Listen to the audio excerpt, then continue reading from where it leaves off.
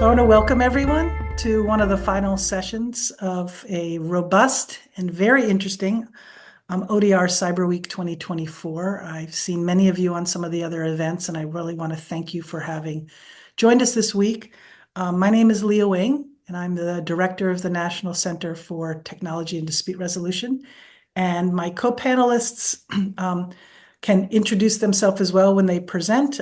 Chris Draper and Noam Ebner, who are both fellows of the center and very experienced in ODR, as many of you are on the call as well. So I will briefly just share our opening slide and say that we're going to concentrate today on where next for ODR. What's on the horizon that we may be excited about? What's on the horizon that we're concerned about? What might be on the horizon that we don't know? And again, we're going to want to encourage you to participate later after we've each presented and engaged with each other to hear what your concerns or what your excitement is about the future and any thoughts you have about what might be coming next. So with that, I'll turn it over to Noam, who's going to start us off on the panel. Hi, everybody. So glad to be here. Thank you, Leah. Thank you, everybody, for coming to this last event or closing event. There are still further Cyberweek events planned for the day. In introduction, I used to have a very organized pattern of who I am and what I do and where I come from. I've taken quite a bit of a break from all that for a while. So right now, I'm Noam Ebner. I've been involved in ODR for about 20 years now, and it's from that perspective that I'm joining this panel. I'm on the organizing committee of Cyberweek, and that's about all I am for right now. What I'd like to do first, instead of casting ahead to the future, I decided to invite the new kid on the block, who has been present in just about every one of our sessions, AI, to join us in this session. And the first thing I asked, I'm using ChatGPT 4, and I asked ChatGPT if it would take a look at the program agenda that we've all gone through this week, and tell me what it sees in it in terms of themes, in terms of central ideas, etc. And and the results were really interesting. I'd like to share my screen.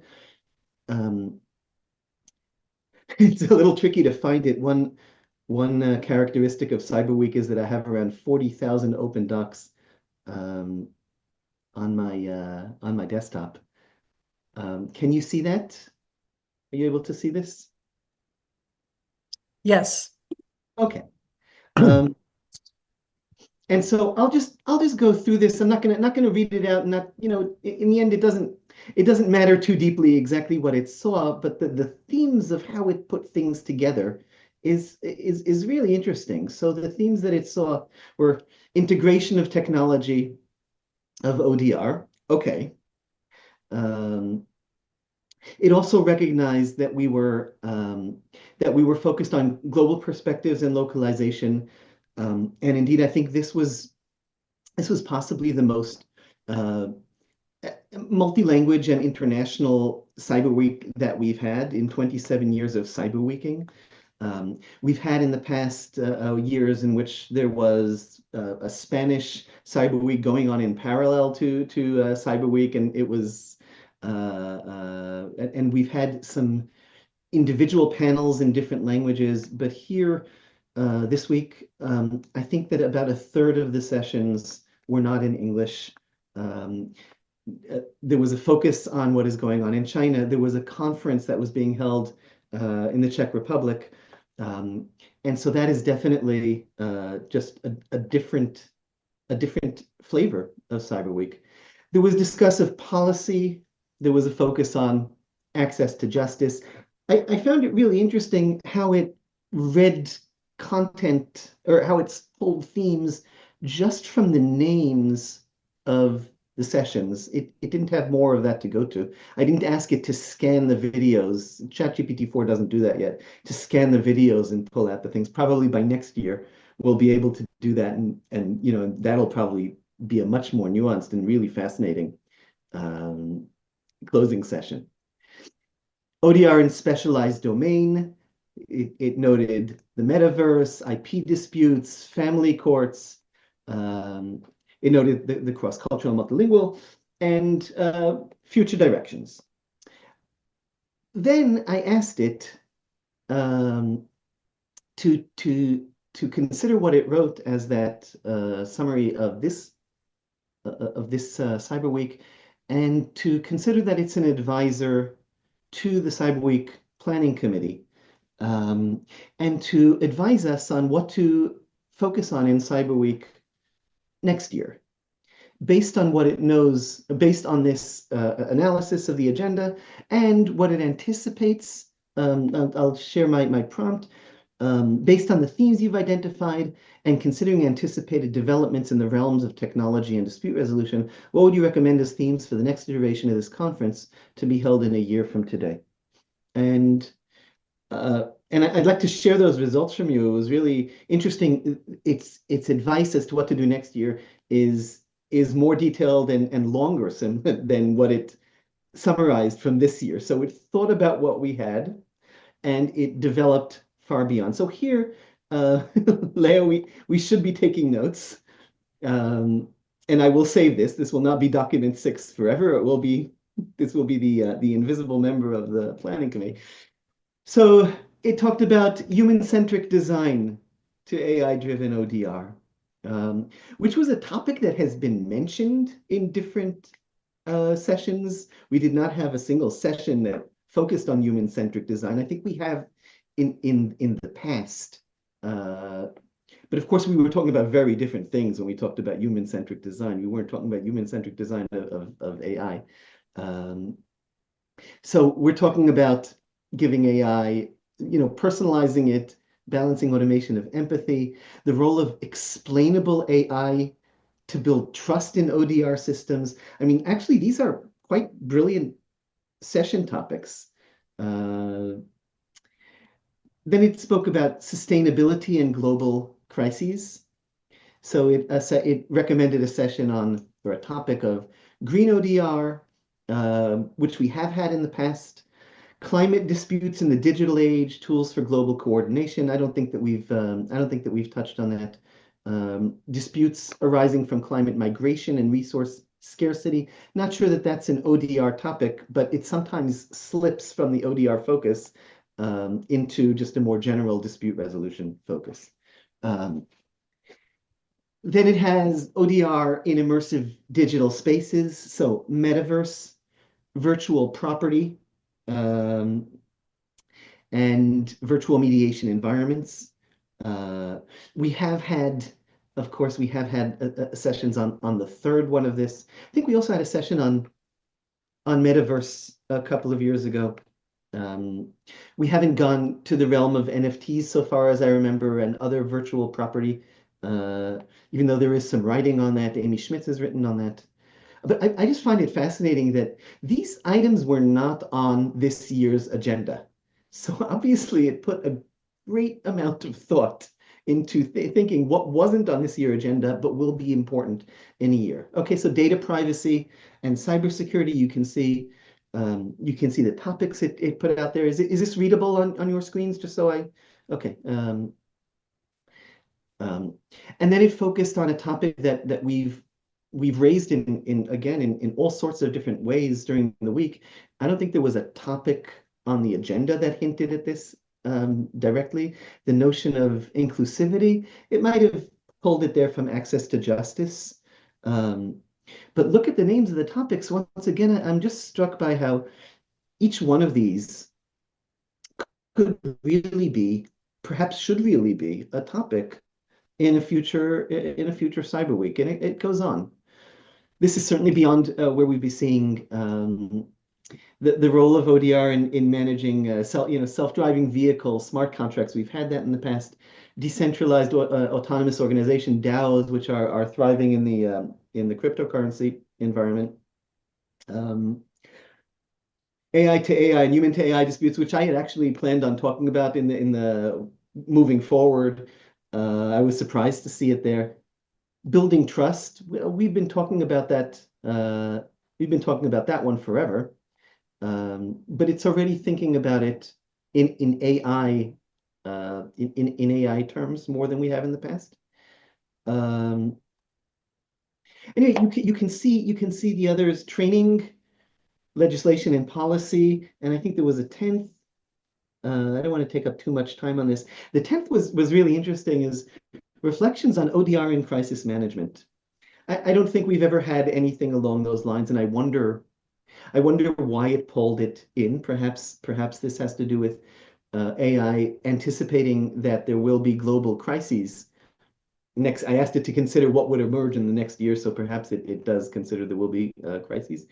ODR in crisis response, lessons from 2020 to 2024. I would go to that session. Um, Scaling dispute resolution systems for large-scale disruptions, ditto. Rapid deployment of ODR platforms for emergency arbitration. I'm not sure that I know what that means. Not sure that ChatGPT knows what that means. But I would like to know what that means. If there's a thing there, I'd like to read the summary of that session. Anyway, I was just very intrigued more by yeah, I was interested in, machines are learning from us. And I was interesting to see how it thought we saw Cyberweek and what it learned from us about Cyberweek and projected that by designing a future schedule. I think there are actually some topics on this schedule that on this agenda that could realistically be on the agenda for next year. Um, and I think that there are others that probably won't be on the agenda next year, but could be on the agenda in a year or two if someone would go poking around and learn that area. In other words, I feel that there was some exploratory work that ChatGPT did beyond where we've been thinking. And these frames that it's provided, it's just fascinating. Of course, I'm happy to share this later on. Just email me. I'll stop now and move it over. Let's pass this on to humans. Okay. Thank you, ChatGPT. Chris, you want to take this?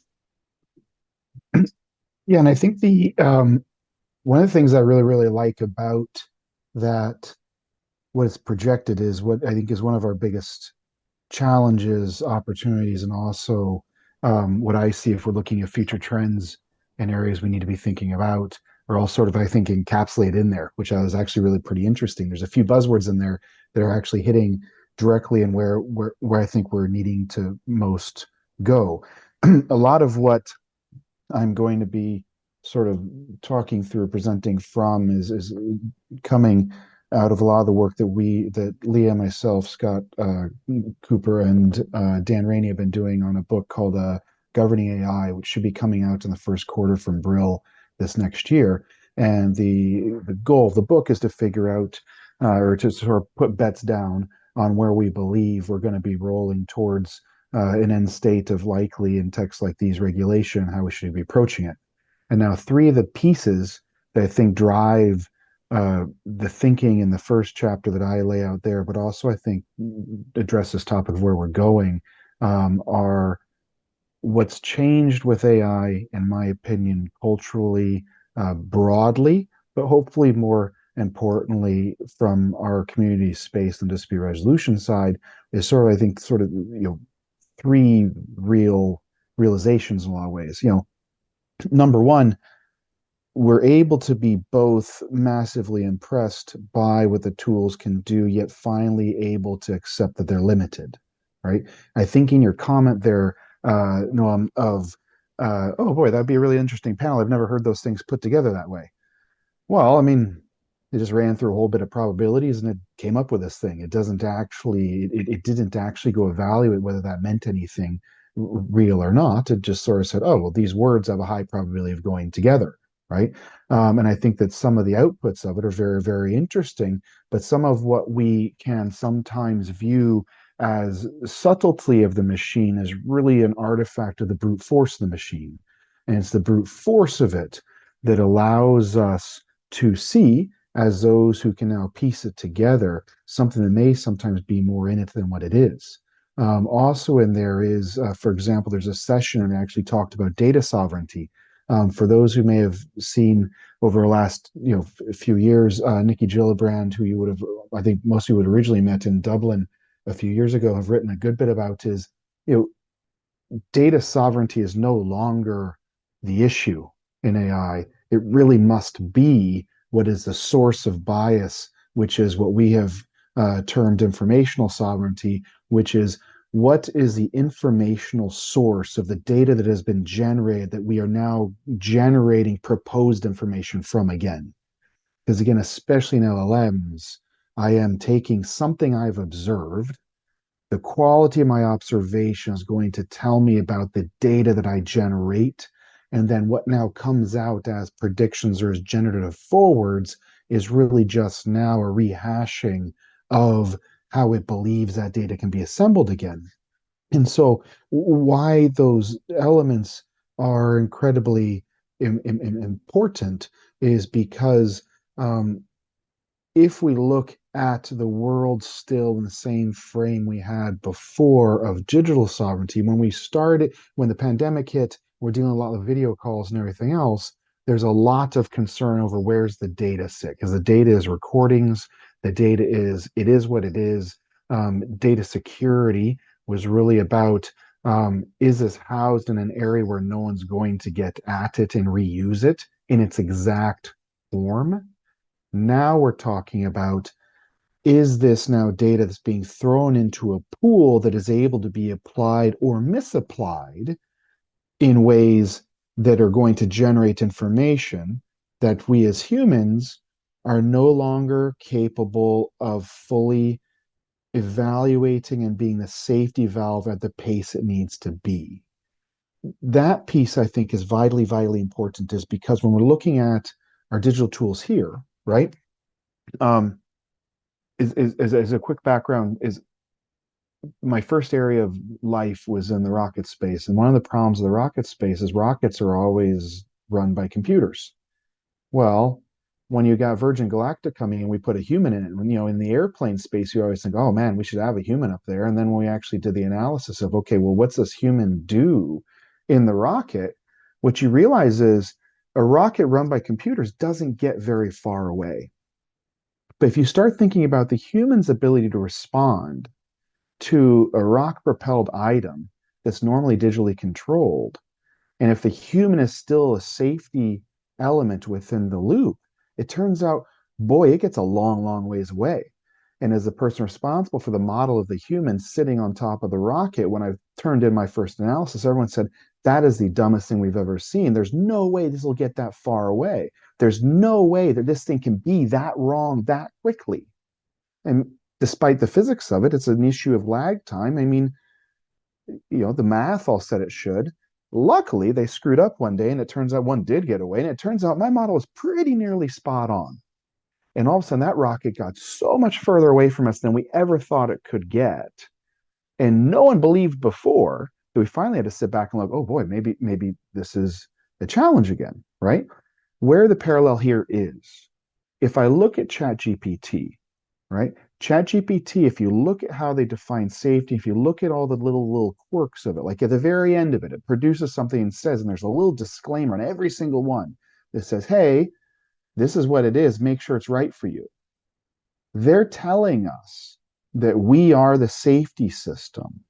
They're almost telling us that they want us to think we're a human in the loop system. What they're saying is, I'll give you something, and now you need to decide whether you use it, and you decide whether it goes any further, right? And this is to what Leah put together a few years ago that I was able to help with, was when we think about these, well, actually, Paul, we worked on this down in Galveston when Paul put together a great guidance documentation for the National Center of State Courts on what was termed at the time, augmented intelligence, just to make sure we're fully inclusive of the ranges of things the courts were seeing.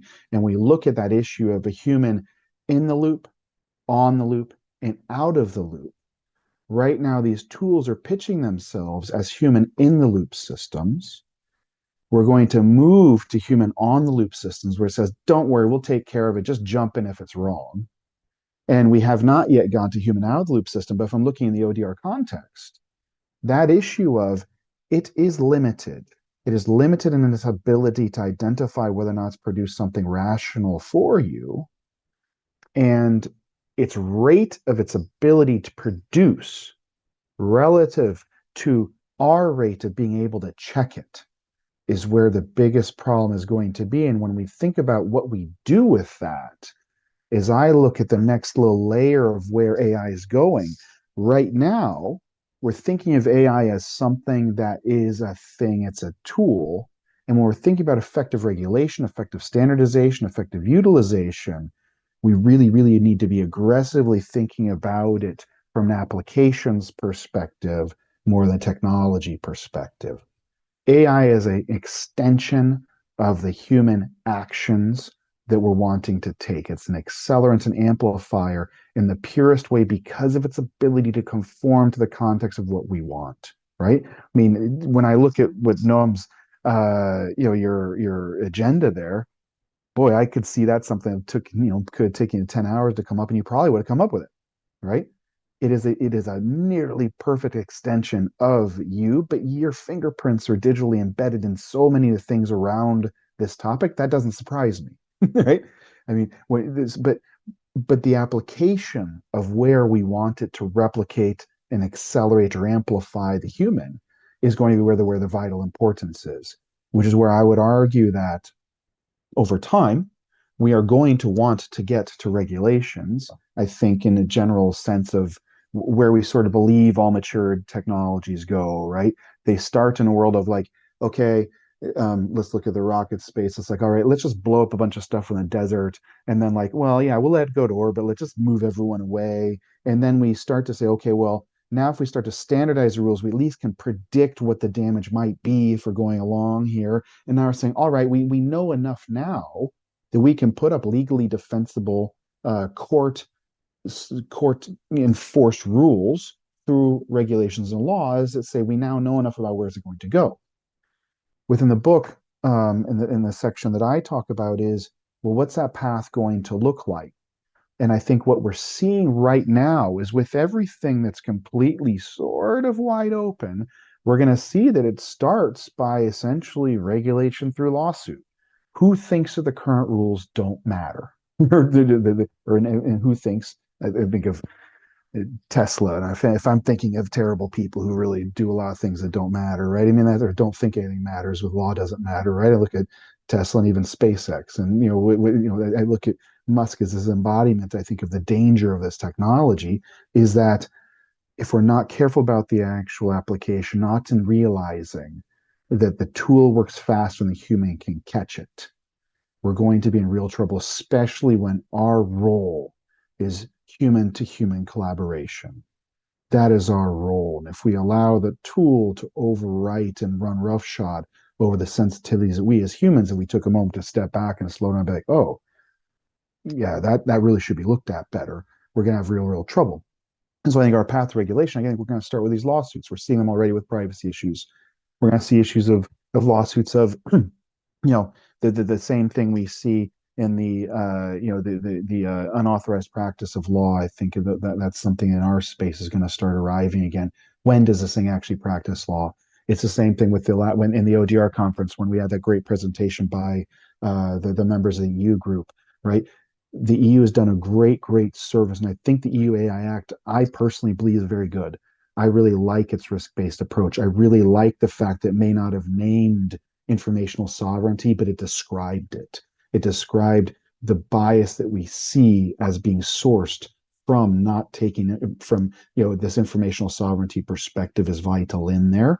And I think that the thing where it's going to have challenges that we as in the ODR side are going to be very, very impacted by is where's the boundary of our area, right? When it says, for example, you should not be using AI in the justice system right now because it's too dangerous. Where's that system start? Is the insurance industry, even though the majority of our disputes in America have a starting point that arrives at the end point of an insurance dispute, should that count, right? How far down does that reach? And I think as we start looking at that path of first to lawsuits, next to really waivers from laws that we think are there, as we start to look at AI's use in more and more sandboxes, I think we're going to see more and more standardization efforts that are going to try and come around and say, well, this is what we all agree about it.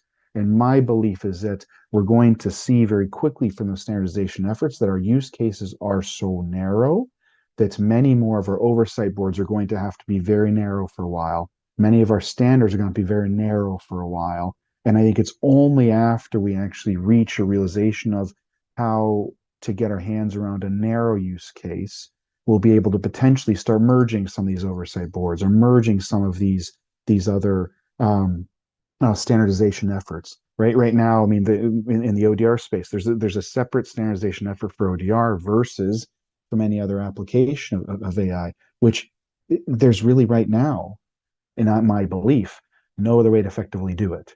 I do not think we've arrived at that Rosetta Stone of how all these technologies grow from it, or at least an acceptance of it, that we can do anything else before, over a series of years, we may start to see individual regulations, but I think they're going to be going towards use cases. And I think, for example, in the labor side, right, we're going to have a lot of big questions in labor of when is this AI actually a perfect enough reflection of the employee that you're now causing the employee to do more work? Or in the digital space so far, we've always contributed to our employers in a work for hire environment things that we were able to separate from the individual skills and capabilities of the human. If I look at a work for hire clause in an employment contract, there's another section that says, accepting the fact that the contractor has unique capabilities and characteristics that make that person valuable, we aren't touching them. But if I'm driving for Uber, you're taking my driving skill. You're taking that part of the clause and putting into what you believe is your work for hire side. Well, that's a very, very different problem than AI guided rocket. And then I think in the labor side, we're gonna have to line up. These two clauses are fundamentally in conflict in the way that these tools, especially in the gig economy, are currently being conceived, right? If we're looking at ways that we're going to actually make sure the AI technology improves. There, right now, one of our biggest challenges is there's no incentive for it to be better. Right now, our goal is for it to feel human. Well, humans are random. And so if I look at my temperature, which is one of my major components to these transformer techs, it's basically saying I got this big old probability thing, and I'm going to run through what is the highest probability item with a bit of a fudge area, which we call human. So when Noam got to that answer, said, "Oh, that's a really, really cool topic. I have no idea how those words go together." It's because a human wouldn't have put them together, right? Now I agree that sounds like a pretty cool topic, and I'd love to figure out how we define it. Awesome. But it's that part where it doesn't align perfectly because we're making allowances for the data we get to not be perfect. And so I end up with an imperfect start, a travel through a probability model to get to now what's an actually intentionally imperfect answer because humans are imperfect and it makes us feel better. Well, now the challenge is, though, what is the appropriate level of perfect, right? And we should probably be, as we argue here, comparing against what is real. For example, how perfect is a judge? That's just a black box that we don't even have the ability to analyze. We don't have any ability to analyze what is the data set and what is the weighting of a data set actually got used. If we start to attack transparency laws and add transparency laws or attack from transparency, we'll be able to see them. We'll be able to see better what did you actually pull from, right? What did this digital judge actually, what bias was caused there? What is the informational sovereignty issues around there of what's been pulled? Did I actually, I think Nikki and I did a talk in Braga the other year where it's, if you do not calibrate your model against the jurisdiction that you are going to deploy it in, you have an ability to destroy the rule of law because you're now going to be coming up with outcomes that are completely inappropriate for that jurisdiction, thereby questioning the actual sovereignty of that actual jurisdiction. But how do we fix them? I think we're starting to see already the cost alone is starting to improve the industry. I would say if we accelerate it, like in the book, for example, I argue the number one thing we could do to improve AI right now is not to worry about what we want to look like, but attack energy efficiency. I would argue the first number one thing we need to do is, for example, look at what are those applications, those issues that may not seem exactly like what we're looking like. If anyone wants a world into my brain, the Undoing Project is probably an interpretation of the way I think about nearly the whole world. And the issue is, I don't want to see what I want. I want to make sure I don't have what I don't want. And I think AI is going to have the same thing for us. An energy efficiency perspective, which is not necessarily what I theoretically think I want from AI improvement, it is, though, exactly what I probably need, because our best new AI technology we're going to be able to get is just like if you look at the car space, full EV has its downsides, full internal combustion has its downsides, and I think we're starting to see the hybrid is best. I think we're starting to see smart application of RAGs, smart application of algorithmic responses. If I look at ChatGPT 4.1, what is the most impressive is not its ability to go and actually have every answer in its training, is to know when I jump over and switch. If I look at Google recently, what I'm starting to see is the impact of if we approached regulating AI from energy efficiency. We're all starting to see if you type into Google right now, and if you type in something that is effective enough for it to be done by just search alone, which costs less than 8% of what it does to run that same AI search, it gives you back an AI, it gives you back a standard search, a standard cheap search. If I type in something a little more confusing, it now runs at 8 to 12 cost, 8 to 12 the cost, gives me an AI answer. That hybridish approach, I think, is what we're going to be seeing. I think we can, and that is the best way we can do it. And I think we're going to accelerate that if we approach it smartly in an application oriented way, if we push for targeted regulations in certain areas. And with an ODR, one of our challenges is going to be, where do we push?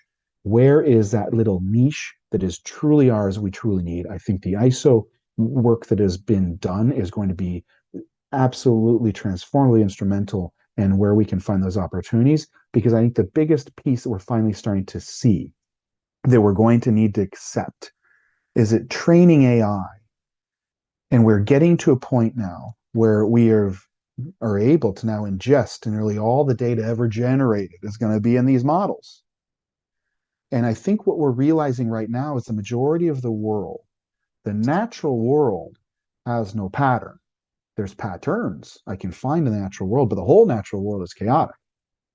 If we look at ODR, we look at mediation, I would argue, as I have argued before, there's an algorithm to mediation. Again, Eva Abramowitz's work has been hugely influential to me, so give a pause to my bias on that, right? But the influence of her work makes me believe there's enough of an algorithm of running an effective mediation. We could use AI in a process way to work it. But I think the real issue is mediation as a whole and human interaction as a whole is natural and it is chaotic. There is no AI for everything for it. And as we start to look at how we're going to need it, I think we need to look at AI as an elementary school kid in a classroom, which is that if I sit there and take all of the world's experience, it's that time in the classroom that is allowing it to, in my random human brain, interpret what's around me. But the child will never be a successful student of anything until it knows when it needs to stop and walk across the room and grab a book. And if I'm looking at AI right now, we're starting to see it know when it needs to get a book. We're starting to see it get better at finding a book. We're starting to make sure it's getting better at finding the right book. And when it does that, it's going to be able to interpret what we're doing very, very well, know when to stop making stuff up, and know when to look it up. But it will always be limited to what it's always seen, which is where for us, we're going to have to be very careful in our applications of what can I actually recreate again effectively, and what do I need to be fundamental about blowing up? Because if we do have these injustices, if we do have these things, I think a lot of us got into this industry, for lack of a better term, or got and started to put time in this community for. It wasn't about accelerating injustice. It was about taking a different approach to human engagement, which is a human to human operation, which is when it says human centered design. Our biggest challenge will be, as I say, and I think we're getting with my first point, which I know there's a long walk to get back to. We're realizing that at its core, AI has been a human technology that's masked as something we can blame for things we don't want to accept. in what we have allowed to be delivered. And that, I think, is the trend. I would argue if you are willing to listen to more rantings, but more concise form, please make sure you get the book when it comes out in the first quarter. I think those are sort of the trends that I see, and I think were impressively exemplified in Noam's syllabus for the coming year, which is, I think, a lot of our opportunities and our threats that we're going to have a lot of very, thoughtful human conversations around what we want to do about it. Oh, thanks. Here, I'm Thank you, sharing. Chris. Thank you very much, Chris, for that. I'm going to briefly go over 4 trends that I think may be coming on the horizon or gathering some momentum. And then we'll have a chance to have some conversations with each other, especially the group as a whole as well. So with that,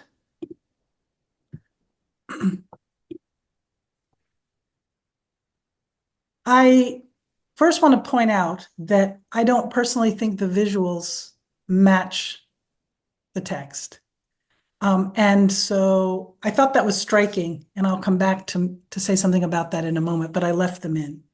So one trend I think that is very likely is that AI integration and dispute resolution is going to continue exponentially, and that it will be based perhaps primarily, but certainly significantly on a focus on convenience despite risks. So I'm really arguing, this is a pattern I think that I'm seeing already, is that people are willing to take risks that they know are there because they want to handle more data, more cases, more people involved in cases, more rapidly, across distance, for reasons of convenience. Obviously, there are other reasons that people choose to do that. It increases access to justice. It can be heading towards making our processes more green and sustainable, where we don't have to travel as much. So I'm not arguing it's the only focus, but I think there's a tremendous, and the theme this week I noticed in so many presentations was this tension between convenience and risk, and how we're continuing to move forward despite risks, some known, some unknown, that are also, we don't know the details about what we don't know, but we know that the risks are out there. And so I think that in this way, risks are going to grow exponentially along with this, and that we may do well to think about the tension and the opportunities to rethink what we're valuing and who has control over when convenience comes first. This speaks to what Chris said already about regulation, because if we start to have more regulation, whether it's self-regulation, whether it's legislation, whether it's international conventions or treaties, or regional commitments to set of standards, or professional commitments to set of standards, they can help us reduce the risk and match the benefits, which obviously include convenience. And I think there's going to be an increased focus on the regulation of AI in particular, but perhaps some other technologies as well, but that they will significantly lag behind the usage and the momentum behind the usage, particularly for the purpose of convenience. And I think we're going to see, just as we have in so many parts of the world, but certainly not the entire world, the ubiquitous and fluid use of technology in all aspects of life, disrupting boundaries of what are considered fields or considered legal jurisdictions, and what we might call our field, whether that's the larger field of access to justice, whether it's courts and the judicial system, whether it's conflict resolution, the legal and alternative dispute resolution fields, however you might consider your relationship to these fields. I would say that I think that we're going to continue to see that technology gets used across these boundaries, and also that therefore we will be addressing issues of risk, and also trying to chase harnessing the opportunities that the use of technology, including AI, but not only AI, will offer us. And related to that, I think we're going to see an increase in natural interdisciplinarity. where people who are trying to address the challenges or harness the opportunities are going to end up working, and already are, but I think we're going to see a much bigger growth in interdisciplinarity in both system design, in the development of platforms and companies that view what they do as customer service, and we view it as online dispute resolution, exchanging more information and working more collaboratively, just as an example. And I connect this to the idea that I think we're going to see the emergence of a new generation, not only of digital natives or those who are born and raised in a terrain where technology was at their fingertips and was typical in their education or other parts of their life, but also because the field is old enough now that I think we're starting to get to ODR 2.0, and that we have those that, again, I would say grew up with technology, who are the innovators, the integrators, and the young scholars who will hopefully, and I believe they will, impact the curriculum. What is needed to be included in arbitration training, in mediation training, in the training of attorneys. And again, with the field expanding and breaking down silos between other disciplines, I think we'll see emergence perhaps of even some new subfields. With that, I want to say something about the iconography here. So I used a very common software package for creating presentations, excuse me, and it offered me some design features. I'm sure many of you have used this as well. And I thought it was interesting, the iconography it came up with. The assumption that the emergence of a new generation is what? A robot? There's no human there, but it's human-esque. I'm not quite sure what the ubiquitous and fluid use of tech is, which looks a little bit like it's giving us a danger sign. And the increased regulation, that's quite interesting. It reminds me of the book that Chris and I and Dan and Scott are working on, the idea that we're actually making the argument that regulation, along with legislation, public policy, and standards are probably going to all be needed together in order to have an ecosystem of managing both AI and other forms of technology that will impact not just ODR, but other arenas and sectors of society as well. And so I kind of like the linked gears, although it's interesting that humans are missing from that picture. And then we have the integration of AI into dispute resolution, where the gears are located inside the human brain. So I wonder if in just a year, using the same software package, there'll be updated iconography that's more responsive to the reality of how technology actually is integrated in relationship to humans. So I'm going to stop there and just start us off in a conversation where I invite Noam and Chris to ask each other questions, or me, and engage with each other, and then begin to invite the rest of the audience to jump into the mix too. But Noam, I do want to say I was really struck by the list that you gave. Thanks for experimenting with this. It's quite exciting, really interesting. But I also thought, speaking a little bit to what Chris brought up, I saw in there almost verbatim, but not quite, titles of presentations at previous online dispute resolution, not just Cyberweeks, but the forums and scholarship. And I was thinking of the years of publications and presentations you've done specifically on trust, others as well, but you have. And I was thinking back quite a long time ago when Sanjana did a presentation on humanitarian crises, and he's probably done more than one, but certainly at our forums, and how the cybersecurity and peace field are working so much on humanitarian crises and the use of technology in conflict zones and non-conflict zones, maybe where there's a natural disaster. So it struck me that the gathering of information that's happening, perhaps not just only in the past, but also in these, what we might call sister, brother, sibling industries or fields, is getting captured by AI as belonging. And to me, that speaks to the interdisciplinarity that is already underway, but maybe as humans, we're not paying as close attention to. So anyway, I wondered if you just have some thoughts in response to that. Oh, I think that's just brilliant. The sort of it conducted a short forensic exercise in wondering what path did it wander or intentionally go in gathering and then analyzing, parsing, and doing the process that Chris described on how it, how it decided and pulled together those words.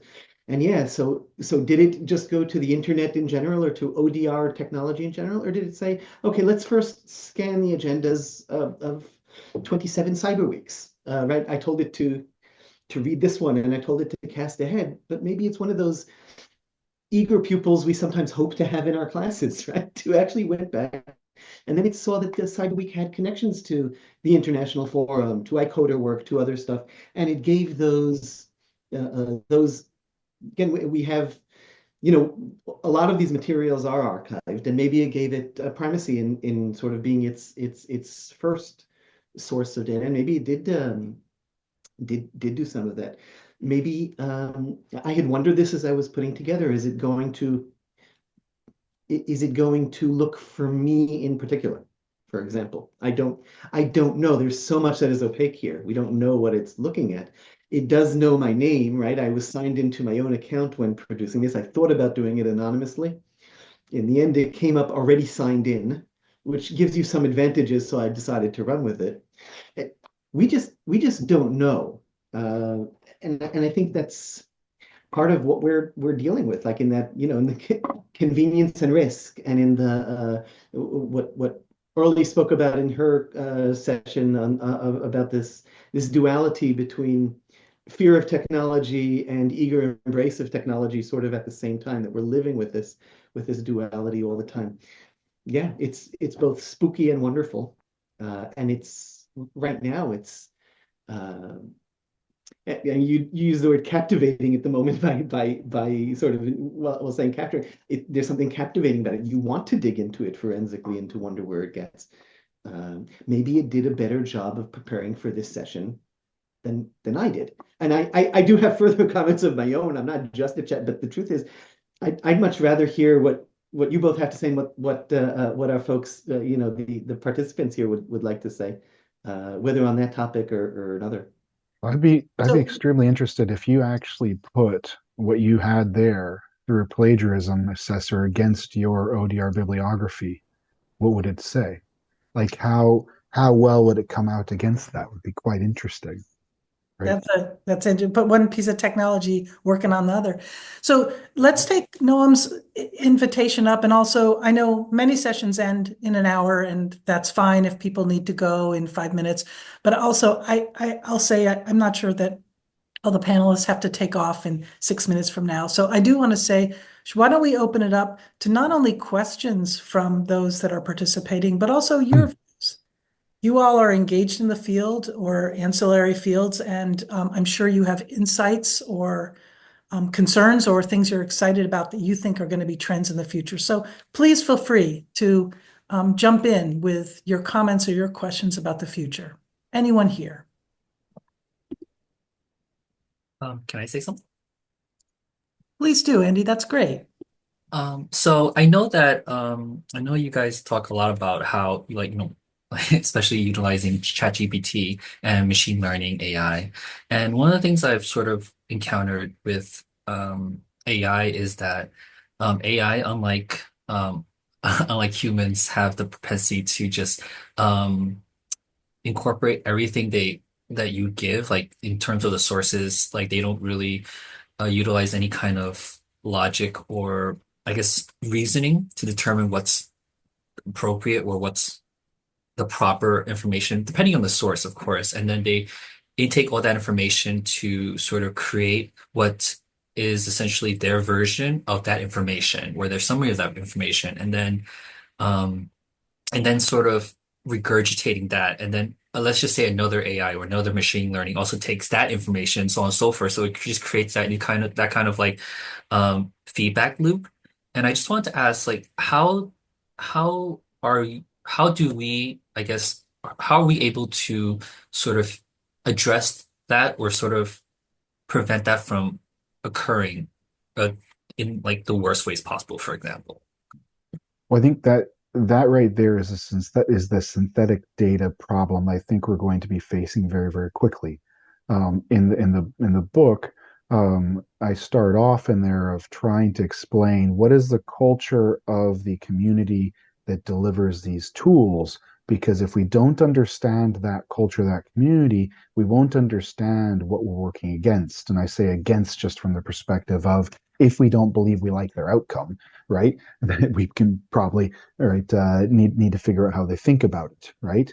And when you look at the culture of that community, you have one that is going to be one that has been raised in an environment of, well, let's just agilely think of the next thing we can do next, and let's try another thing and try another thing, try another thing that's been, because of 230, void of consequence for their designs since their entire professional lives. Since the mid 90s, we decided to make tech elevated otherwise. But most importantly, there's a belief that the more data you have, you will emerge with an answer. And I think what we know very strongly from mediation or from dispute resolution in general is just more stuff doesn't get us there, right? Sometimes we need to say, yeah, but the fence was there, right? I mean, you're not supposed to be on this side, you're on this side. No amount of care about color matters, right? But if we have a belief that more data will reveal a picture, we now have access to have the fear that we'll say, oh, well, that data is a little off. So why don't I modify a little bit and let that new data go in? What that synthetic data actually helps me. And there are tools right now, especially in the imaging space, that basically will take one picture and modify that one picture. And by modifying the one picture, theoretically, it makes a tool better. And while it makes a tool more certain, just more certain about the exact same thing. And that, I think, Andy, is exactly what you're talking about is, let's say all of a sudden I've now arrived at a generated output that I've now accepted as real, and I've refed the generation, which is just a random collection of the thing before, back into the system, and it's equally weighted as real. I believe aggressively that as we start to see these models get bigger and bigger, that is going to be a massive, massive. I mean, look at our news sources, right? I mean, just look at, depending on where you are on the spectrum, you may believe that MSNBC is the same as Fox or Newsmax. I would argue there's a range there. However, there is when those things get taken as real, get accelerated, amplified, yes, there's a major danger. What can we do about that? I think that right now I think the European approach is the best that we have, which is transparency, which is transparency of its repeatability, transparency of its operation. It is restriction into use cases is the best we've got. I would personally argue that we should probably have a synthetic generation ban on training sets. But what at the end of the day is synthetic, right? That's like asking someone what is real, what is truth, and what's trusted. And so I think a lot of these we're getting forced into really being more objective about things we've always accepted as real for so long that I think we're going to have a much harder time of dealing with exactly what you're talking about, Andy, before it gets better. But I agree aggressively that that is potentially one of our biggest threats is when we start training off extrapolations of truth, we're going to end up with that, a spiral that we may end up with challenges on. I think that also goes a lot of ways to Leah's point about convenience, right? Um, if the tool comes out and says this is the best way to ask that question, we say, good enough. It'll know that. How far do I get away? How far do I get away, and how far should I travel from that? And this is, Paul may find the irony of me taking this position, but it always has been partly my position as a tech person. We should not be trusting tech over human, especially when our activity is a human activity. And if we do, that's where our biggest danger is, and that's how we can arrive at that spiral. I think you're rightfully nervous of, Andy. Great. Thank you, Andy. Great question. Did you want to say more, Andy? Go ahead. Oh yeah, I just want a second part to that too. Sorry for taking so much of that. No, please Um, do. We're glad you're thank here. you, Chris. Thank you, Leah. That definitely does address that, and I guess the second part to it as well, like other than just the negative effects of that, but I'm also, going back to my concerns about how since AI is still relatively new, or at least in the beginning stages, and you see a lot of tech companies such as Google, Apple, Amazon taking advantage, even Twitter taking advantage of AR. And similar to what you said before, Chris, about how depending on who has more influence on the development of AI and the progress in which, or at least the direction in which AI goes, what happens if, like there are people like Elon Musk, bad actors who utilize AI and point AI in a direction that might not be beneficial for, let's just say, the common good or society. They do it mainly for their own capitalistic reasons. Like how are we able to, I guess, address those like AI? How are we able to, I guess, um, how do I say this? Like pull that back in the proper direction. Well, A keep in really mind, great question, Chris. You probably have some things to add, and maybe Noam does too on that. But also, I do want to say, Paul and Mary, if you have responses to Andy's question, feel free to jump in. one thing to add color, and then Noam, I'll hand it over. So, because I know I'm sorry for dominating these, but I mean, one thing to keep in mind, Google now modifies its routing based off of your search behavior if on Google Maps if you don't tell it not to. So it will actually route you as a function of places it thinks you might buy from as well. So the question is, that would be convenient. It's actually brought that same problem from the digital space into the real world, ironically. But it's the same core issue, and how do we stop it? My argument has always been it will not stop unless you actually get to acceptable regulation within your jurisdiction. And how do we actually put ourselves on a path where our jurisdiction has access to accept what it believes is equitable within our jurisdiction? But that's I don't mean to be the pro big government person as the hippie on stage, but I mean that is I don't know the other way in the same way with the net neutrality argument. Net neutrality, all these technologies, the space industry, the aerospace industry, high tech needs heavier regulation, which is the biggest irony of their industries and their creators is to get, we can only be in the, hey, just blow it up in an empty field so long. And AI is no longer in an empty field. It is absolutely everywhere, and it's blowing up in our own backyards. And I think we need to be very conscious of there's really very few other ways I've ever seen societies react to that without consistent, accepted, jurisdiction-wide acceptance of the appropriate rules. Sorry, Noam, I said I'd be shorter, but I never, and I'm sorry. I'm like No, ChatGPT on freaking I excess suffer mode. from the same thing. I totally get it. And I'll just briefly say, sort of speaking on behalf of the American people, we've brought that upon ourselves, and I mean, I don't know how everybody here voted, but nobody voted. There was no way to vote against capitalism in this election or in recent elections. In some primaries there were, but and it might have reached the point that this is sort of the situation in which we have so accepted it in a nigh religious way that it is finally going to, completely dominate us in this way through AI. That's an entirely both dystopian and not unlikely outcome of all this. Sorry, I don't mean to be like to end the week on a downer, but we got to recognize the water that we're swimming in. It's only going to get worse in that sense. Again, you might not think that's bad if we have different political views, but I think that in bringing in AI moguls, AI capitalist moguls into the government and handing them the keys to which parts of government to keep and which parts of government to slash, this dystopian, distant future is accelerating and speeding up. I mean, I'm not saying maybe Mr. Musk will use those keys for good and for the public good. I'm not, it's not impossible. But then again, Very is low that probability. is that the likeliest, right? It's like, what are the probabilities? And so it might be that there is no solution, or it might be that the solution is, to burn everything down. I don't know what an in-between answer to that is, except maybe to offer one ray of hope, which is the power that the AI this AI revolution will put into the hands of individuals to create new structures, new models, and new tools.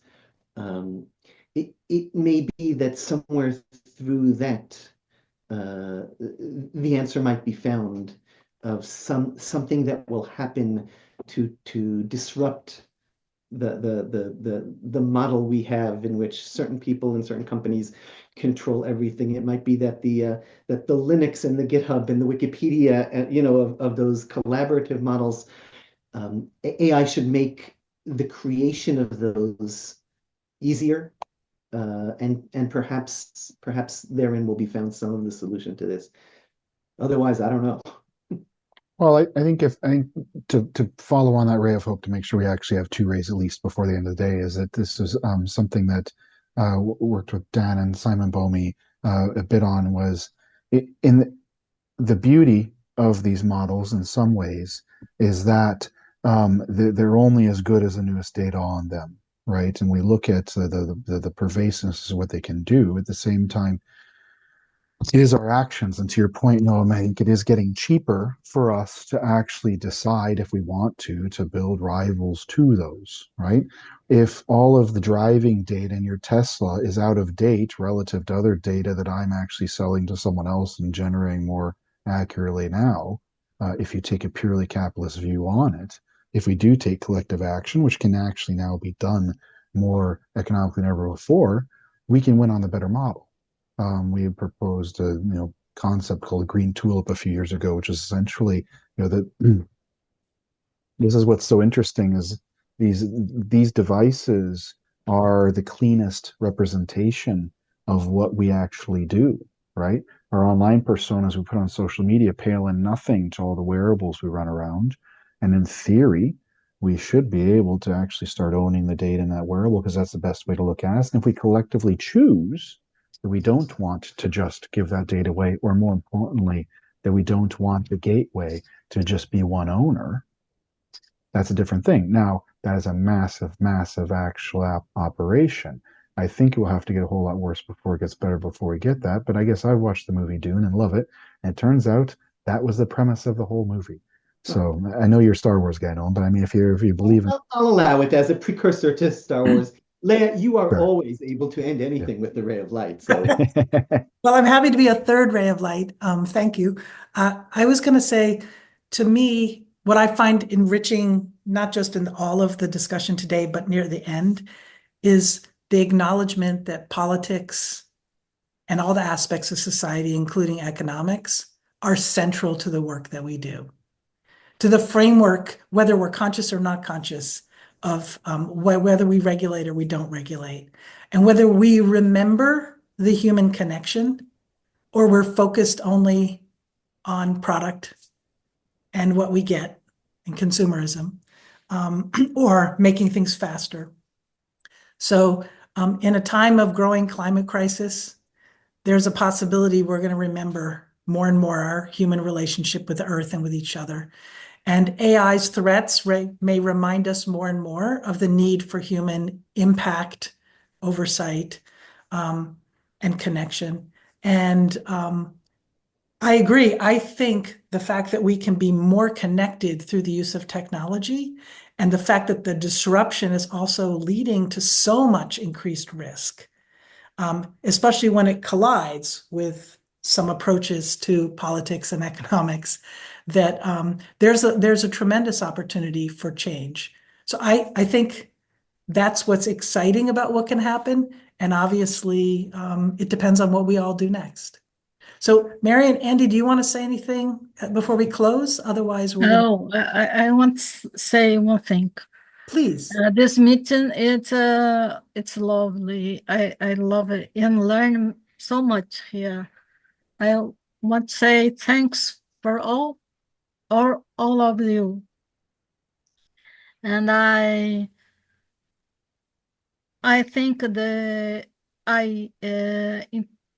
artificial intelligence I probably make many difference until now. And tomorrow, I don't know what impact with us, because the human need many things and contact with others, and I think this in ODR make me think many things after the pandemic and after many things. Thank you so much. Thank you, Mary. Thank you, Mary. Yeah. We're So so glad you attended the conference. Please come back next year. Oh, can I say one last thing before I end it? I'm sorry. Again, thank you guys so much for doing this. I guess ever since I started in ADR in I think like 2012, I've always wondered about the future of ADR in regards to technology because as we all know, like, technology is going to progress, in one way or another, whether we like it or not. And it's I've always wondered, and I just happened to discover you guys via the listserv. So it's great that you guys are doing this, and thank you guys for your input. And sorry to be such a gloom and doom about it as well. But I just want to say that if nothing else, at least there are people that are at least advocating for the proper and ethical use of AI and technology. So if anything, that's a bright, that's a silver lining in of itself.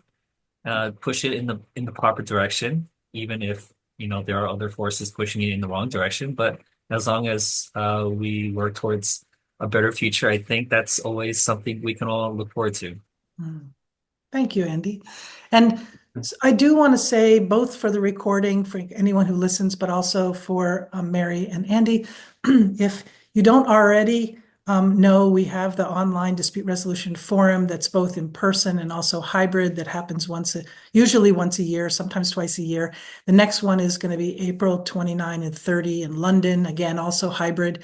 And you can find more information about that at odr.info. And there's tons of free resources there, including an amazing bibliography that the keeper of the archives, Noam, puts together every year. And I also especially want to say, if you're familiar, Mary or anyone else, with publications that are not in English, they're very welcome. We're happy to take citations in any language for academic scholarship. And the last thing is that please consider joining ICODR, the International Council for Online Dispute Resolution, at icodr.org. And ICODR also has free resources, and it has ODR standards if you're interested in endorsing them or in joining us for our monthly meetings.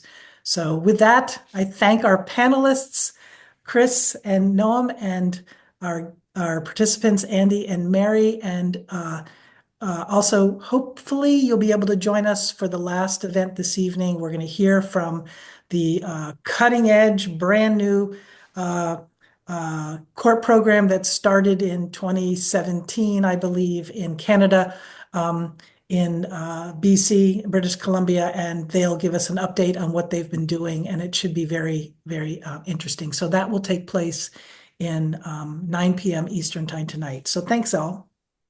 Thanks, everybody.